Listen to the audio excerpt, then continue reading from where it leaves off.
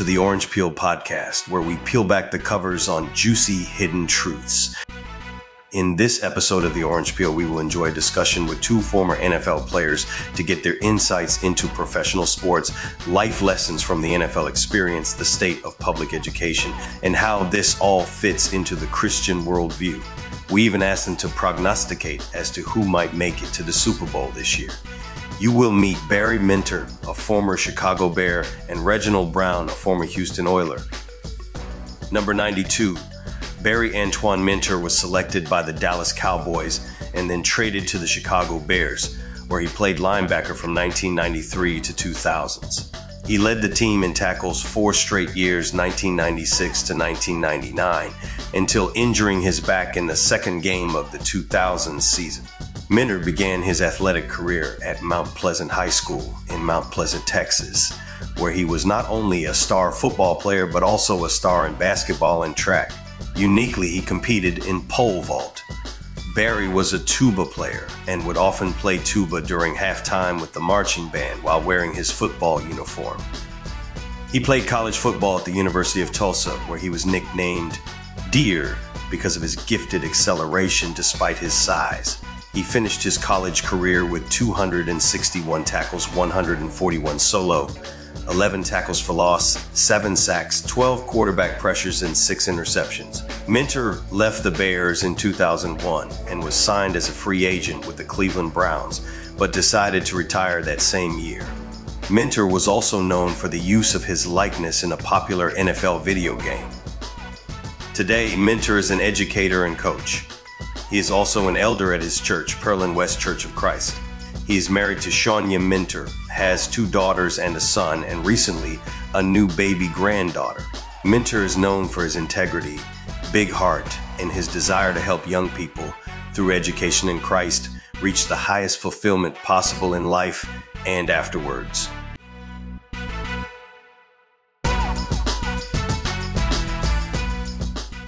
Number 17 in '89, Reginald Brown, a native of Miami, Florida, played 2 seasons in the NFL, 1992 to 1994, for the Houston Oilers as a wide receiver.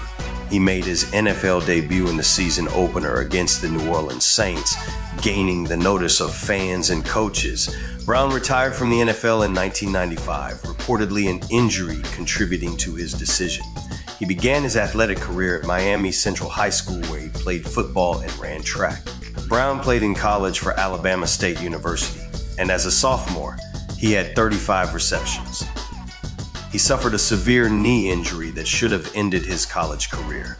But through perseverance and hard work, his trademark, Brown returned for the 1990 season, totaling 48 catches for 815 yards and 8 touchdowns. Brown was also a high jumper for the college track team. Owing to his talent and charisma, his friends nicknamed him Downtown Reggie Brown. Brown has the distinction of being inducted into the Alabama State Athletic Hall of Fame in 2022. Brown's likeness was also used in a popular NFL video game. Brown continued great accomplishments after the NFL, returning to school and completing both his master's and doctorate degrees. He became the first black principal at Dulles Middle School in Texas, where he pursues his love for education and helping develop young men and women succeed in life. He is also active in the education ministry at Pearland West Church of Christ. Brown is married to Dr. Tammy Brown, and they have 6 daughters. Stick around. This is going to be a good one.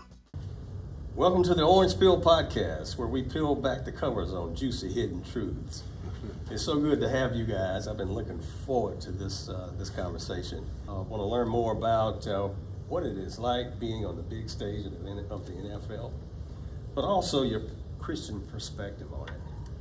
But before we get started with that, I'm going to ask what everybody wants to know. Who do you like for the Super Bowl? Well, there was a wrestler named Ric Flair that said to be the best, you got to beat the best. And right now, Kansas City is it. They know what it is, they know what it takes, they know how to get it done. They still have the same core group. So my money's still with KC. All right. Well, I'm going to take a different approach. I'm from Miami, so I love the Miami Dolphins, and I think we just gave Tua a contract. We got Tyreek Hill, another year in our offense. We got Waddle. We just extended our coach. We got a great defense now, and so I think the Miami Dolphins are going to win the Super Bowl this year. Now, there's a caveat to that. I say that every year. And I've been wrong since 1972, the last time we won a Super Bowl, but this is going to be the year. Well, I hate to admit it, but I'm a Falcons fan. And we got close once in many years.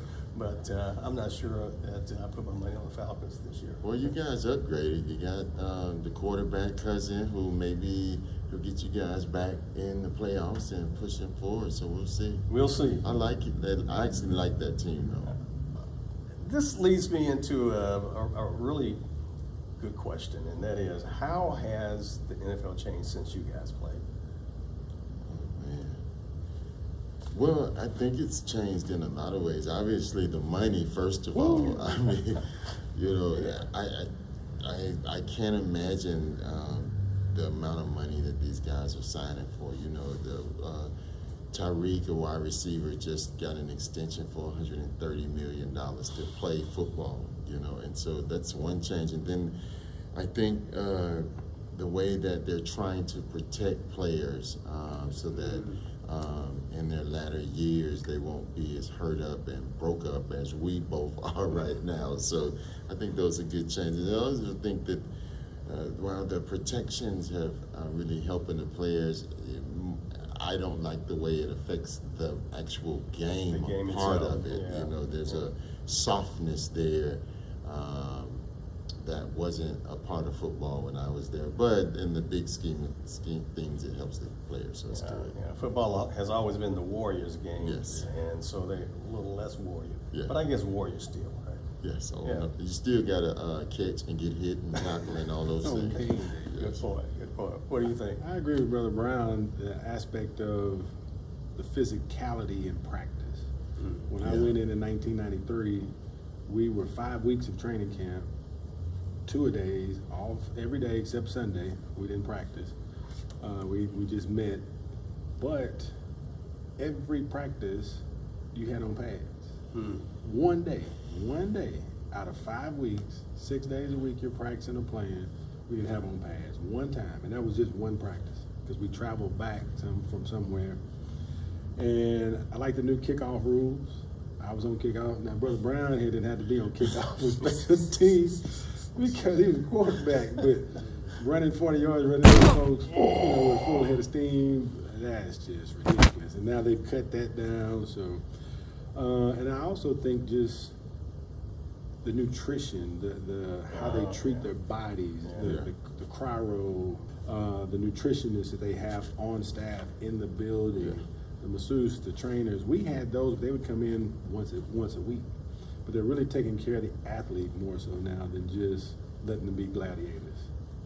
And I think that's good. I mean, because I think nutrition has been one of the most neglected parts of being an athlete in the past. I mean, because it was all about carb loading, and nobody really understood the other important factors. Right. But yeah, I think that it's got a handle on that. Yeah, it's interesting though. The NFL has taken measures to protect players, but it seems like more players are getting injured than I played. When we played, if you tore an Achilles, that was something that was very rare.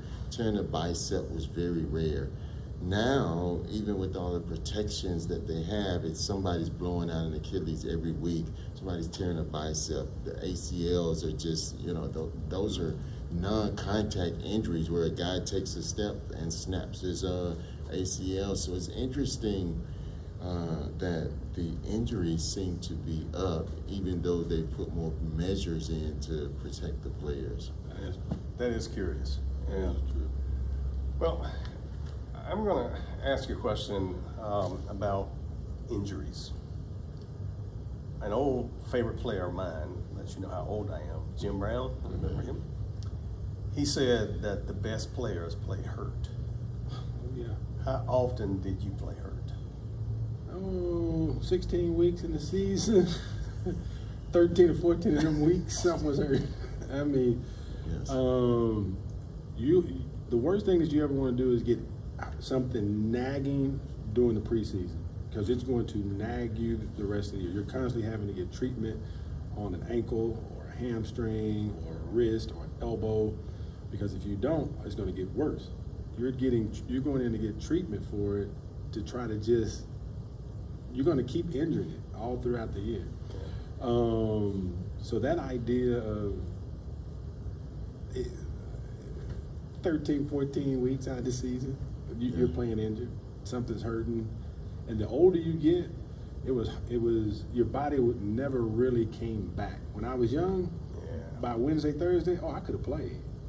By the end of my career, I wasn't ready to play that next Sunday after that Sunday previously. My body was still beat up, because you still got to, as Brother Brown said with the practice, we still went out and practiced hard. We beat up on each other in practice on Tuesdays and Wednesdays. We would beat up on each other. I think it's one of those things that's self-inflicted, right? At least when we played, you wanted to play football, and so being hurt was just a part of it. You still wanted to get out on the field, and there was a healthy fear that if I'm hurt, if I'm out, somebody's coming to take my job, and my dream is coming to an end. And so you deal with those things for multiple reasons: fear of losing your job, and because you just love playing so much that you're willing to put your body on the line. But I had a coach in high school told us, you need to learn the difference between hurt and injured. Yes. There's a difference. Never heard that before. There's a difference in hurt and injured. You can play hurt, but you can't play injured. Yeah. That leads me to another question,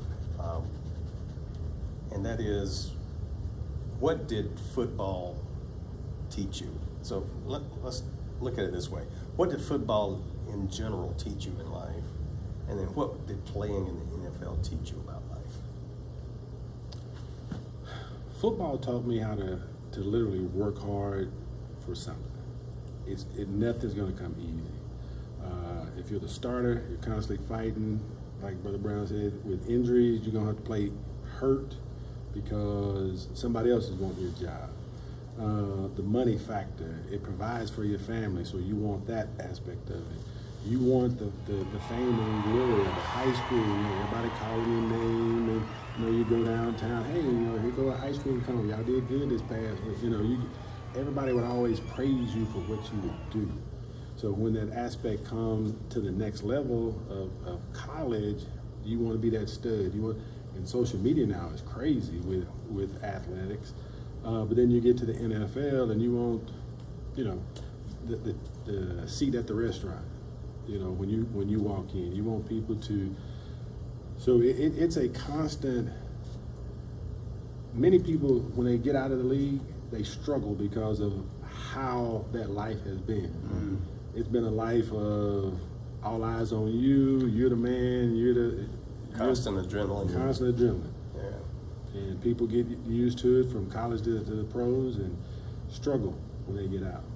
Yeah. What do you think? Yeah, for me, the football in general, this thing that I can go through anything because I went through two-a-days and I went through the gauntlet and I participated in this physical sport, and so if I can go through the 3-a-day practices, and with, back in the day it was a totally different thing than now, I can pretty much feel that I can go through anything. And then I think for me, one of the biggest things it taught me is about teamwork, that, together everyone achieves more, and what that looks like and how it translates into a family as a team unit, and how it translates into my job and what that means to be on a team. And then I think Barry said it great, man. Football, as you go up, it becomes more and more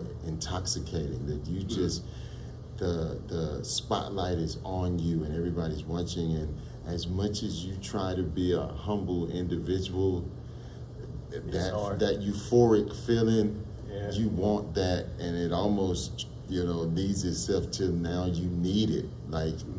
And so as he said, the transition, if you're not careful and if you're not grounded, leaving athletics leaves a lot of guys empty, and that, that's tough.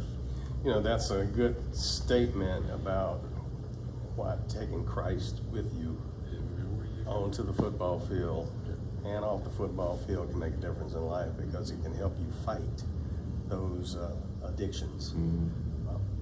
It can also help you fight the excesses.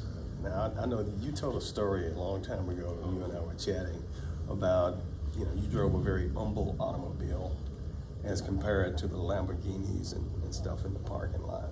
And I have a good friend of mine that actually played for the Dolphins many years ago, and he said to me that one of the toughest things he had to manage was that pull into that lifestyle that goes with the game. How do you combat that? Because Christian kids, talented Christian kids who are athletes, are going to go into football, and eventually some will end up in the NFL. So how do they deal with that? For me, it was always a fight. High school, it was a fight to get to college. Got an injury my junior year. I was going to quit playing football because nobody was writing me letters. Now they call it recruiting, but we used to call it get the letters. Right. Right. And so I was going to quit. Coach wouldn't let me. I got to college. I thought I should have been playing my third year. I wasn't playing, still playing special teams. I was upset, I was mad. I wasn't going to leave because now I had a scholarship, so I'm getting an education as well. But then I got married my last semester. I got a wife and 3 kids. So then I get to the NFL, and I'm trying to make a way and provide for my family. I make a team. When I get traded, I make a team. So it's never been easy. So that's what I'm saying, that fight, that I need the next step. I need the next step. And God has always provided me that next step. I keep fighting, and he keeps blessing me. Yeah, at every level, there's always these challenges that you face. Barry talked about just wanting to play and get on the field, and that's always been tough. I'm from Miami, and so I was used to playing against great athletes, and to make it on the field, you had to really be good. But then you also, for me, the thing that I thought is I was going to pray my way onto it. So I would do the work and commit myself to all of the things, and then God would provide and help me and speak to the coaches. I was, I rely heavily on my prayer life as an athlete because, there's so much go on in a game, and there's so many things can happen. I can remember, I would always, when I knew there was a pass play, I would always walk into the line and say, Lord, catch this ball for me. Lord, put me in a position. And growing up in the church really helped me to be able to lean on God, because a lot of guys don't have that, and so they try to lean on themselves, and a lot of times that just ain't enough to get to the next level. This is a really tough question. What is the difference between being confident and being arrogant? It's a fine line. When it's funny because my daughters often, we go back and forth because they will say to me, Daddy, that's so arrogant. They will actually say it. But I think you really, at least from an athletic standpoint, you have to have that almost arrogance. So I don't know how you cannot think that you're not going to beat this next man, because that's exactly what he's trying to do. And any sign of weakness, any thought process that says he might win is just totally unacceptable. And so you almost have to be arrogant, a belief beyond what's normal, right? Okay. To achieve and compete at that level, because everybody out there, and I think what Barry said is so key. When I was in high school, I was the best guy on my team. And then you get to college, and then there's like 7 guys or 8 guys that is just as good as you. And then you get to the NFL, everybody is good. And so the mentality that you have to continue to be the best really borderlines right up to that line of arrogance. Now, I never felt arrogant in terms of I'm so much better. Like, it's really hard to explain it. Not an arrogance that is debilitating and mean-spirited, but more of a ultra confidence that I prepared myself, I did the things that I need to do, and I got God with me. So yeah, you're gonna get the business today. So, and you know what? It reminds me of a movie I saw where the North was against the South, and both generals were praying, and so it was a matter of whose army was best prepared and who God favored. And so that's kind of what you're saying. I've done my part. I'm ready, and I believe I have God's favor. So I'm going to take it to you, right? Yeah, I mean, for me, but so there are some guys, when you just talk about football in of itself, who are just ultra talented. I mean, they're so fast, so big, so quick, all of those things. That's not who I was as an athlete. I was a good athlete, very good, but I relied more on my work ethic and trusting God, to be quite honest, to allow me to be able to compete at that level. So you'll see a lot of guys who just so athletic, so tall or big, and God has given them all of these things that they rely on that. Well, I wasn't that guy. I think you're sitting beside one. They used to call him the deer, I believe. Yeah. So talk, because your acceleration was so amazing. I had, for a big guy, I had pretty good speed. Jimmy Johnson, when he traded me to the Chicago, actually told me, he said, I got a big linebacker here. He can run. And so I was big. I was about 245. I was a 4.5 guy. I had a 4.0 shuttle, which is, one of the little tests they do. So I've always had the quickness. The weight came on later when I got a little older with college and things. But that arrogance, like Brother Brown said, it's faith in knowing who you are, and it's faith in knowing who's behind you. In a quick little story, the one time I tried to humble myself was my last year playing in Chicago, because I stood before my congregation and I told my congregation, I said, it is hard to keep standing up here year after year asking God to bless me while I'm gone. It seemed like it's just, and that's the year I got hurt. Interesting. It was, God said, if you don't believe in me, if you don't have faith in me, if you don't have faith in you, then I'm gonna just let you go. And so that year, second game of the season, I hurt my back. You two guys have made me think of something. There's nothing wrong with having faith in yourself, as long as you don't have faith in only yourself. And I was trying to say, how can I just keep asking you to bless me? That's what he wants me to do. He wants us to ask him to keep blessing him. And so very true. I've learned my lesson. Careful what you ask for. Now, you said the words hard work about 4 or 5 times, and your press clippings always talk about how committed you are to hard work. Where did you get that? Well, obviously, my dad was a roofer, and so growing up, I went to work with him on the roof, and that was part of the reason why I'm a principal and and got all of these degrees, because I made up in my mind early it's hot up on that roof, and but the work ethic I saw my dad exhibit every day in our family, in his job at the church. He was a deacon at the church. He was a trustee at the church, and so every chance he got, he was working at the church, or he was working on his job, or he was working within our family structure. And so that really rubbed off on me. And then again, I think that I have a heart that, that I wanted to be good. And I knew that, as I said, I was talented. I wasn't the most talented.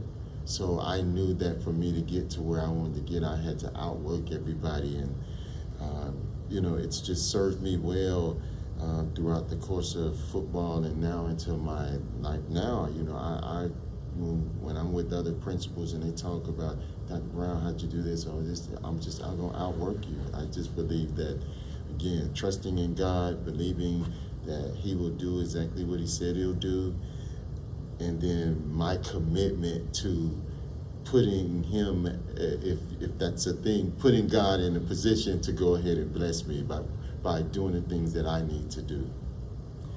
First African-American principal at Dulles High School.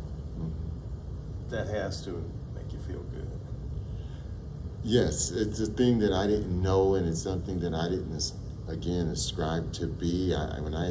My wife, Tammy, actually told me I was the first African-American principal, and you know, again, you just want to keep where you see barriers, break them down, and then work to be worthy of such a title, right? And so that title of first black principal, I mean, I have a really good work ethic, but that title has driven me even more to not want to let that down as the first black principal. And then, oh, and by the way, he was the first black principal to get caught up in this thing. And so all of those things, they just continue to serve as motivation. And I think that's where the arrogance part of it disappears, because when you're a confident athlete, you're not really doing it for somebody else. Like, I know for Barry and for myself, it's really this intoxication, intrinsic motivation. Like, I don't want to be good because so somebody else can say I'm good. I want to be good because I'm going to give my very best that I can give. And then I'm able to walk off the field, walk out my school, walk out wherever, and be able to say I did my best. And so that's where a lot of that confidence comes from. Now, you have the distinction of doing something special with Nintendo. Me? Yeah. I don't play video games. I was But on the video game. You were a player on the video game. Okay. And the crazy thing is, I've never played the game.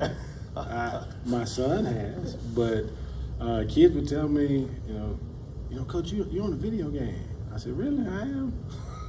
But I've never played it. I've never played it.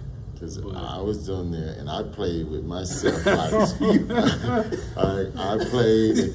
I wasn't a huge video game person until I saw myself, and then okay, I'm playing with me, and we gonna compete, and I'm gonna win. And again, it's the same thing. That once I found out, all right, bet I'm gonna be the best one on Nintendo. So was your character better in the game than you were on the field? Most definitely, because I threw it to him every time. Every time. So he had all the stats, broke all the records on the game. For real, they didn't throw it to you all the time, but on that game, it's every coming play, to me. you ain't got to guess where the ball going. You know, a side thought here. We'll have to do an orange peel on your wives, because being the wife of an NFL player has been an interesting life as well. I mean, I'm not asking for stories. You can give them if you want, but I think that would be a nice podcast to do. It is. It's a somewhat lonely life, I guess. Yeah. Because we are so driven to go, to practice, to be there, to be on time. You miss funerals. You miss weddings. You know, there was a deal this year with a kid at the Texans. They were having the birth of their first child, and the team was flying out, and he ended up not making the game because the baby was a little later than what they were expecting. And so there's a lot of things, and in our day, that would have not been accepted. I mean, we pay you to play. We don't. You know, that check you get to help you take care of that baby, but you come to this game.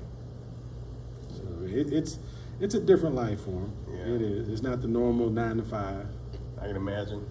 So take a different tack here. Number 92, number 87, 89 and 17. Yes. Any stories behind your numbers? Well, with my number, before I was traded, I was 91 at the Cowboys. And being 91 at the Cowboys they just gave it to me. It wasn't something I picked or chose. It was just, here, there's your jersey. When I got to Chicago, it was kind of similar. They were like, boom, you were 91 over there. We got somebody, now my best friend, Myron Baker, he was 91 already. Boom, you got 92.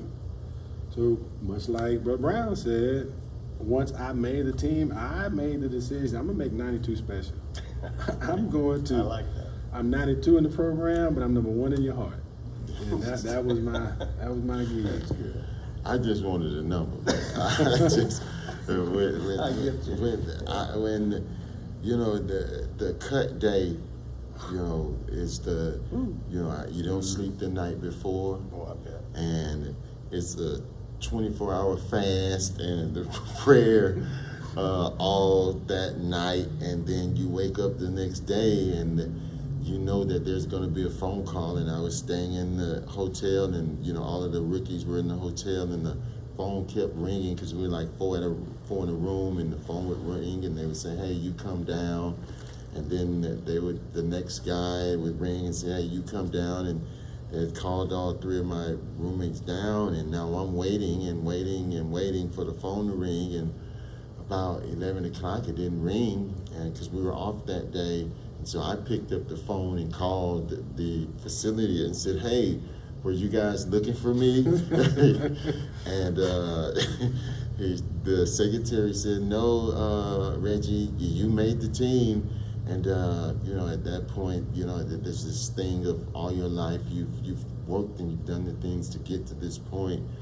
And I called my dad and I said, "We made it." And he said, "What number they gonna give you?" And I don't know, and I don't care. As long as they give me one. Got a number. So yeah, so I was just, you know, very fortunate and blessed to be in that position. But yeah. Well, both of you gentlemen went into education, and I thank you for that, because good teachers are really important, and especially good role models, and you two exemplify that. Why did you choose education, and what do you enjoy about it? For me, it was easy to choose education. I had about 5 coaches that really influenced my life. Not having a dad, unlike Reggie, I didn't have a dad at home. And they really pushed me and directed me and guided me through education on getting out, making a better life for me and my family.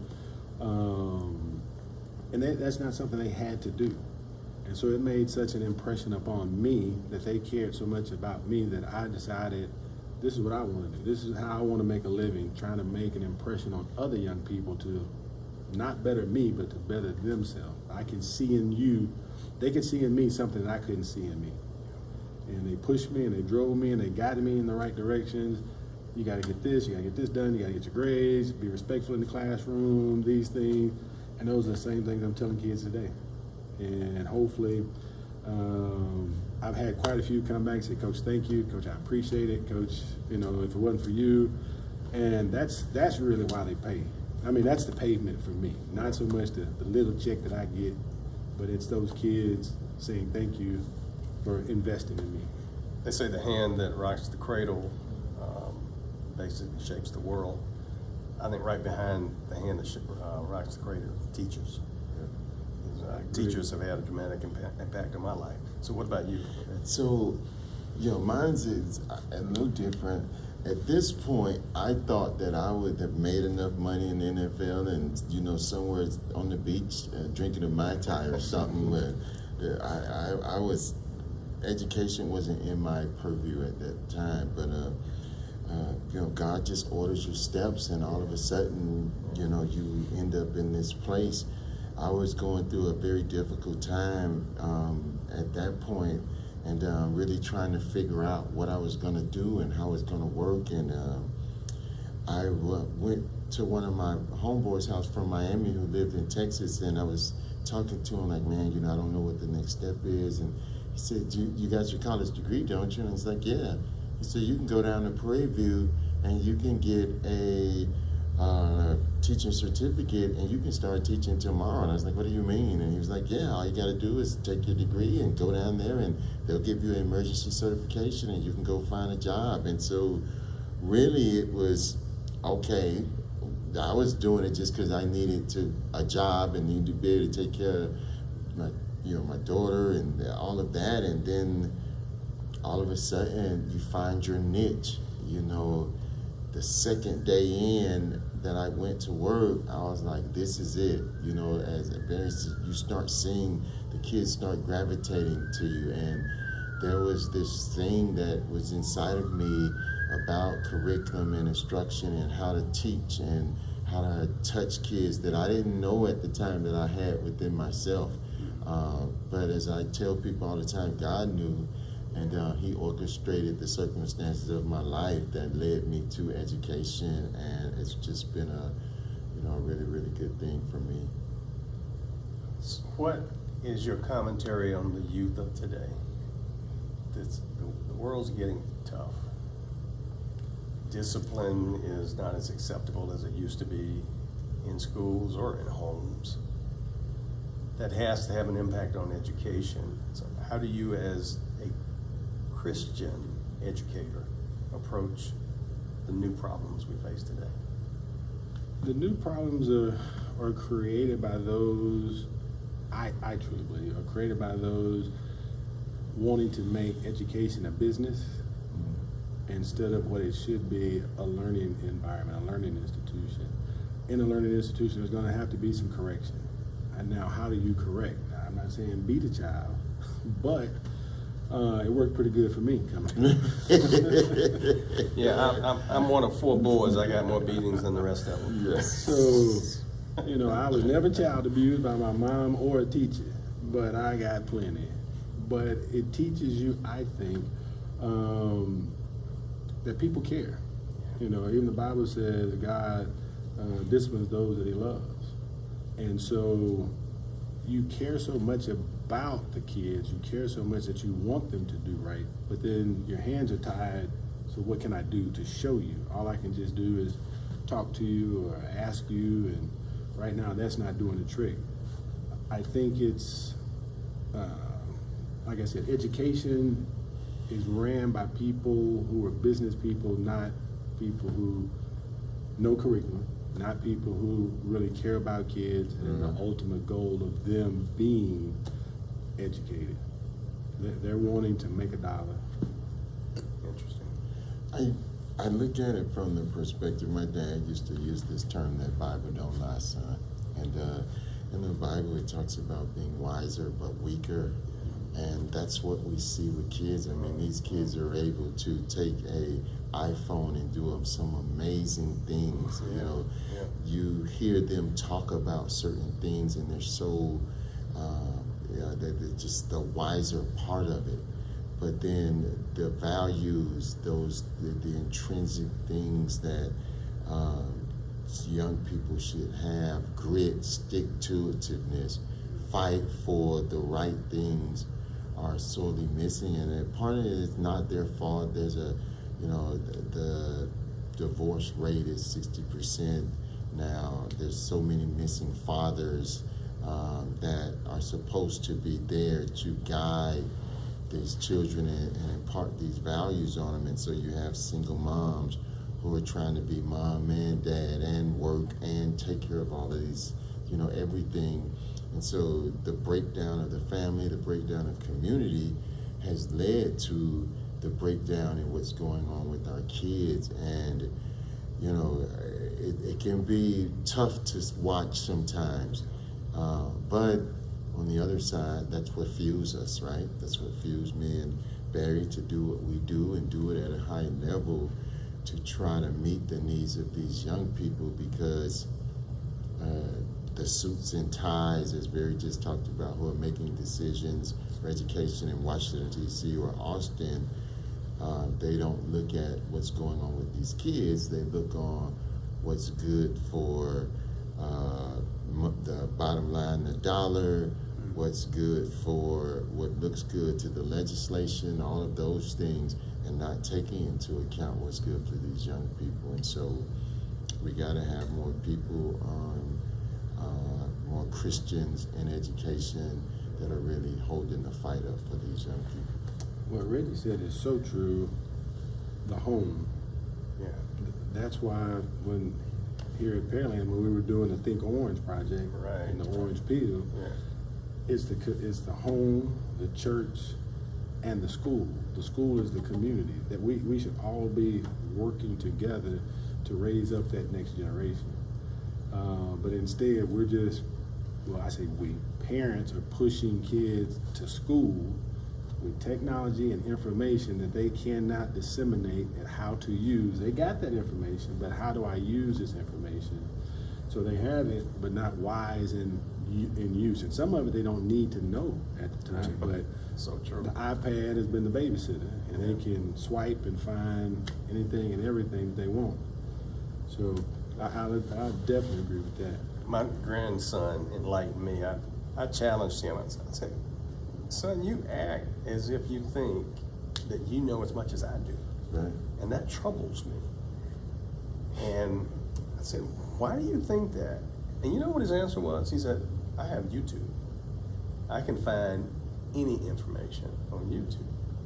And I had never thought that technology would have created a kind of arrogance in children that makes them not want to learn from older people. Well, it's the application, right? Yeah. And that's the part that's missing, is how do you apply these things to real life? Right. And so these kids can tell you the Pythagorean theorem, they can tell you about plate tectonics, anything, and all, they can find all of that information. But when it comes time to apply that, because the Pythagorean theorem, you're not going to use that in life, you know, unless you go into engineering or something. But the things that that theorem teaches you about life, when you get to go do your carpet in your house, or when you get to go buy something with your money and making good decisions, those things teach you really how to think analytically. But the kids don't have to do that anymore. They simply have to go to YouTube and find the answer. Google it, find the answer. And now with AI, it's even, I mean, it's nuts with what's going on with AI. And it's we have to be very careful to teach our kids application skills. And the easiest way to do that, the best way to do that, is to teach them the Bible. And when we do that, it teaches them how to apply all of these things that they're learning. If you can get them to sit still long enough and turn the iPhone off and be taught. Yep. That's the challenge nowadays too. Have you seen, have you been at restaurants and watched families eat? Yes. Nobody talks, everybody's on devices. So I think that's the challenge for the church. And I think it's a thing that the church really has to look at itself and say, how are we reaching these young people, understanding where they're at? It's easy for us as, you know, I'm 54, it's easy for me to say, when I was young, we went to church and we sat there and we had to, and if you moved, and that's how I learned. And it's that, and we can say that, but that ain't gonna change, and it ain't gonna apply to these young people. Right. So we have to continue to, and that's why what I see consistently at Pearland West is really having the conversations. You know, a couple of months ago we had the Sunday school and Bible school class where we had conversations about how to reach the kids in Bible study, in Sunday school, because sit and get, that ain't it no more. Not heard that term before, sit and get. Yeah, It doesn't work anymore. That don't work. You raise an interesting question though, and that is, what is the role of the church in education and some of the educational challenges? It seems that many religious organizations thought that the best way to deal with it was to start Christian schools. And so there's in our nation a real large number of Christian schools started to create a better environment for learning. I'm not sure the environment for learning is a whole lot better in Christian schools, but I don't know for sure. But is that the approach, or are we better off getting involved in public education? I'm a product of public education and a fan of it because I think it's part of what made our nation great. So where do you think we need to spend our resources as Christians on education? We don't live in the bubble of just our church or our congregation or our faith or our denomination. So, but if you take that kid and they learn in just that environment, then they still got to move out of that environment and go into the world. The Bible tells us we're in the world, but not of the world. And that's how we, I think, as a church need to function. We need to function in the world, but we teach our kids, and we try to teach. If a kid ever brings God out to me in any conversation, oh boy, I got him now. I know where I can always go when I'm talking to this kid. So I think that it's still that application. As he said, Pythagorean theorem. Anything that we're teaching the kids, how do we apply it in our life? Where can you use this in your life? Decision making, time management, following through with what you say you're going to do. All of that you can learn from algebra or homework or turning your homework in. You know, anxiety of taking tests. So many kids are afraid of taking tests, standardized tests. So afraid of, I teach leadership, they do speeches. They're so afraid of standing in front of their peers presenting information. How are you going to make it in the real world? So I don't think putting them in a bubble, teaching and instructing in a bubble, but they still got to go out into the world. Very good point. Well, for me, I think it's the Great Commission that we're talking about right now is to go out, right? And too often in too many churches, the only way you get God is if you come in to the building. Excellent point. And so what we're doing is saying we got to go out and we got to be vocal and we got to evangelize to continue to spread the word of God. So I think that's what churches have to really be diligent about, is not confining the word of God into this building, and really be diligent about going out and starting the small groups and spreading that word through the small groups, and then they take it and then they take it, and all of a sudden it starts to infiltrate these places. Because as Barry said, I as a principal, kids come in my office every day, and the first thing I say to them, or one of the first things I say to them is, we're having conversations, what church you go to? And looking for a way to open it up, so they'll say, oh, I go to, I say, oh, I know your pastor. You want me to call your pastor and tell him this? And so I try to bring it in that way and have these, oh, so that's what they're teaching you over there at that church that you say you go to? And so constantly trying to bring it in and remind those kids who are in a church that their values should be exhibiting that when they're at school. And then when kids say they don't go to church, to me, oh, really? Your parents don't teach you? So what's your foundation? What are you leaning on? And so we try to slide those conversations in without losing your job. But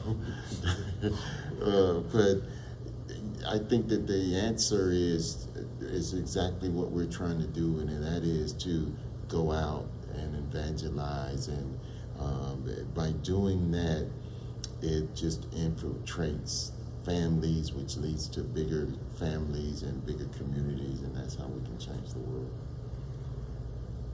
I got 1,000 questions I could ask you guys. I mean, this has been a lot of fun and very informative, inspirational. But I'm going to ask a favor of you. Instead of us going on for 2 hours here, can we agree to get back together again in the future? Yes, sir. And ask some of those questions. But I'm going to end this conversation, though, with you guys telling me your best NFL story. So I'm going to give you a moment to think about it. But one of the things I think would be interesting for us to do is to have you two gentlemen sit on our podcast in front of some of our youths who aspire to play football and have a conversation. What do you think about that? Yes, sir. I'd love to do that. Okay, all right. We'll, as they say, it's a date. It's a date. So we'll get back together.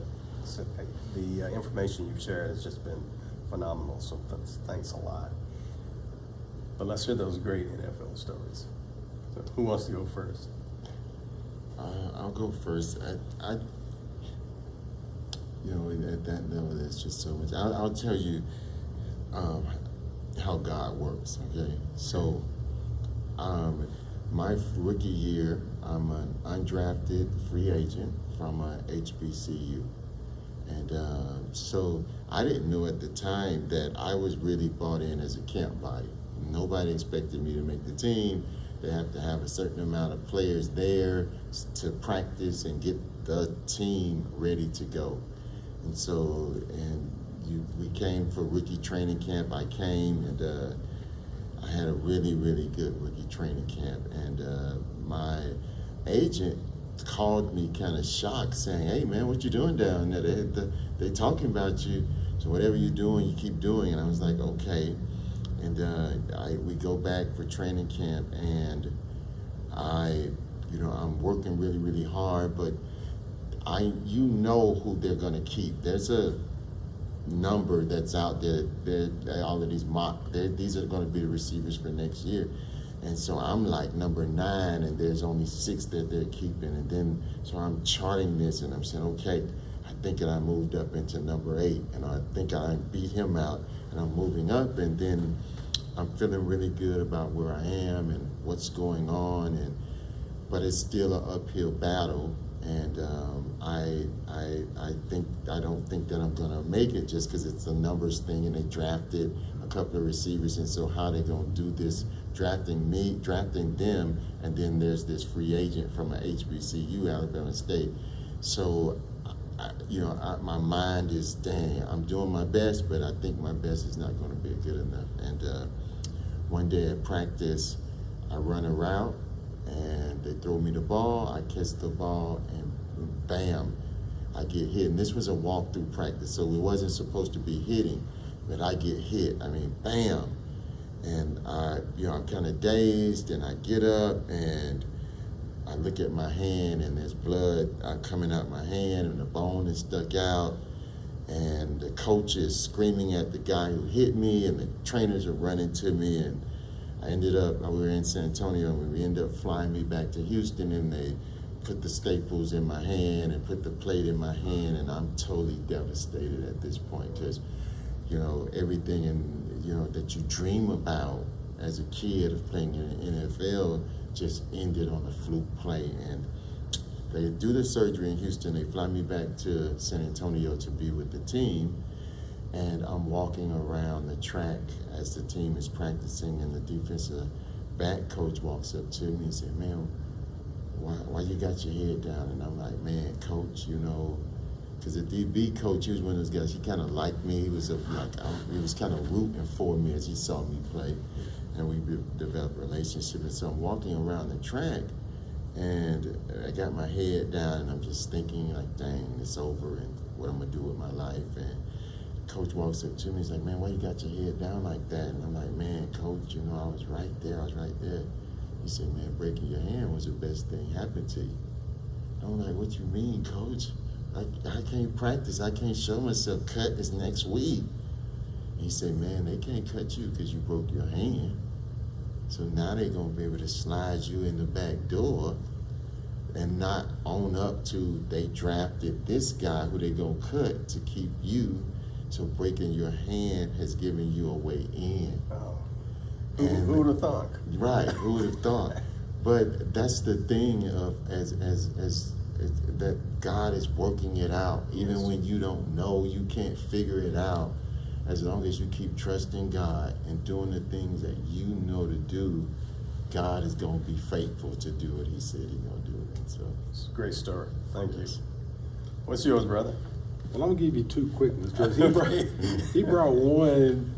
I had a very similar situation. I didn't break a hand, but I told you I got drafted by the Cowboys. Right. I was like number 10, and they're going to keep 5, maybe 6. Just depends upon special teams. And I'm number 10, not playing in the preseasons, maybe just a camp body. I was drafted. And then we had come back to the campus. We had got through with meetings, and we were in Austin.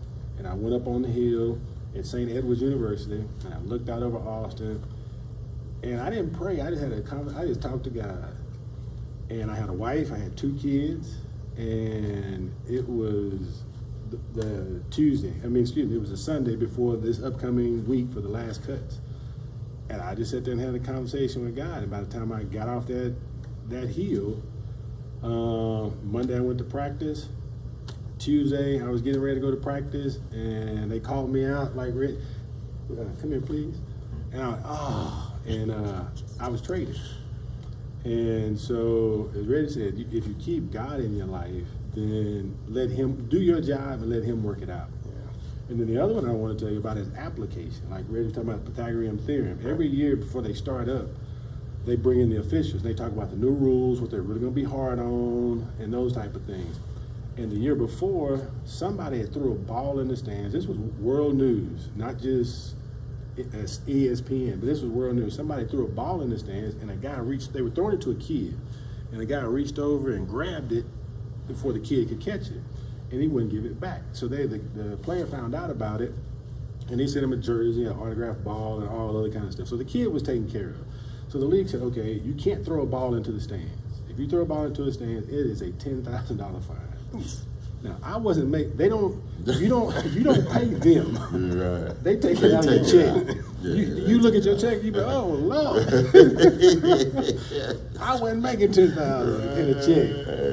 So I got my first interception ever in the NFL. I got my first interception on Monday Night Football. Oh, wow. It was about a 2-yard. It was batted. Boom. I caught it, stepped in the end zone, and I was going to throw this ball as far as I could up in the stand.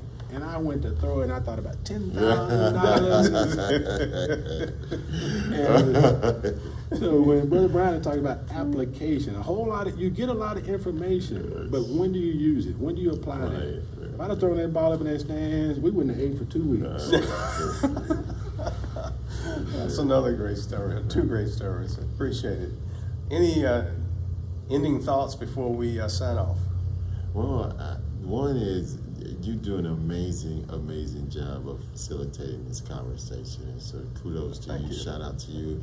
And shout out to this work. I think that people really need to know that there is a God presence, and that this work that you're doing gives him that presence through these platforms. So kudos to you. Well, it's very encouraging. Thank you. I too would like to say thank you for the invite, and just the idea of 2 old school players you wanted to sit down and talk to. Yes. But I'm looking forward to getting back together, speaking with those who would like to play the game a little farther. Yes. Me too. And we'll maybe talk about some injuries, because I didn't play NFL, but I was the weekend warrior. I think sometimes those injuries are worse. I agree too. Especially now. Any injury back in the day. Yeah. I got addicted to golf, and I would play 2 rounds in a day, and just tore my back up. Yeah. And of course, I'm not working out Monday through Friday, but get out there and try to play 36 holes on the weekend. Don't stretch before you go. Don't stretch when you're done. You got it. Well, we hope you enjoyed this podcast. It certainly has been an interesting conversation for me. So if you enjoy content, please like, comment, and subscribe.